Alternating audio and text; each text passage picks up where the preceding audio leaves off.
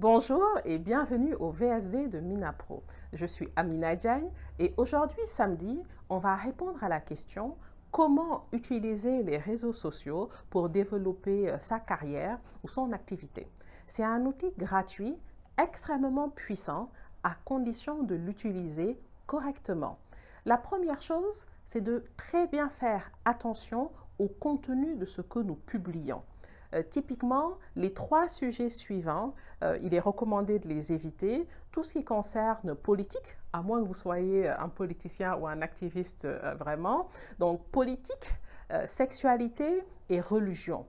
L'idée, c'est de ne pas creuser le débat dans ces sujets-là, à moins que ce soit, encore une fois, une stratégie voulue, parce que ça peut vous nuire lorsque vous êtes en train de chercher un emploi ou quand vous êtes en train de vendre des produits, parce que vous avez des clients qui peuvent se retrouver dans différentes positions et qui vont pouvoir être frustrés par le contenu que vous avez publié sur ces thématiques-là. Donc, ce sont des sujets assez sensibles et si vous souhaitez vous exprimer sur le sujet, faites-le avec précaution.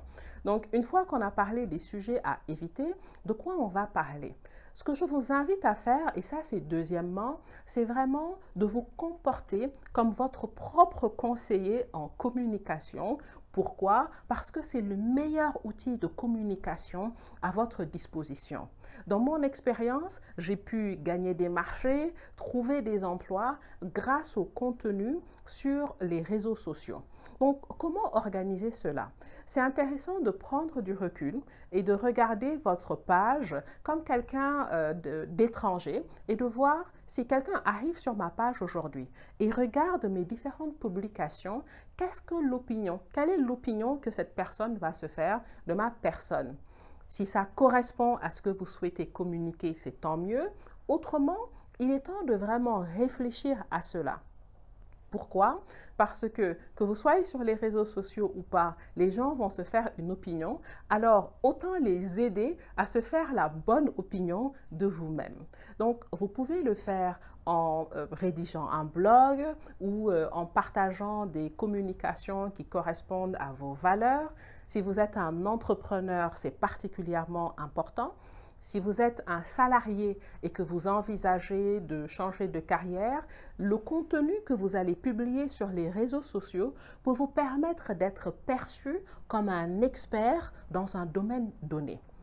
De la même manière, j'invite les étudiants que j'ai déjà à avoir un profil sur les réseaux sociaux comme LinkedIn par exemple et à déjà commencer à s'exprimer ou à même partager du contenu sur les thématiques qui les intéressent. Si vous êtes passionné de marketing, que vous souhaitez développer une carrière dans le marketing, vous pouvez rejoindre des groupes de marketing, partager des articles que vous avez trouvés intéressants ou écrire du contenu par rapport à ce sujet-là.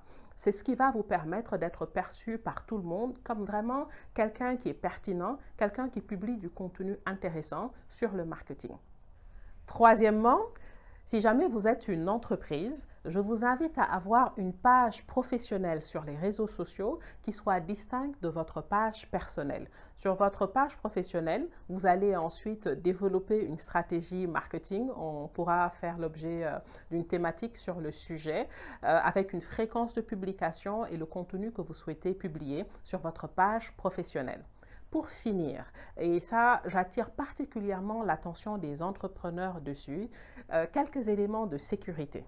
Sachez que aucune application, aucun site internet ne vous demandera jamais d'écrire votre mot de passe. À chaque fois que vous aurez à réinitialiser votre mot de passe, vous pourrez utiliser l'option « J'ai oublié mon mot de passe », mais n'acceptez jamais d'écrire en clair le mot de passe, même si le site ressemble à Facebook, même si le site ressemble à Instagram. Ça, c'est une première chose en termes de sécurité.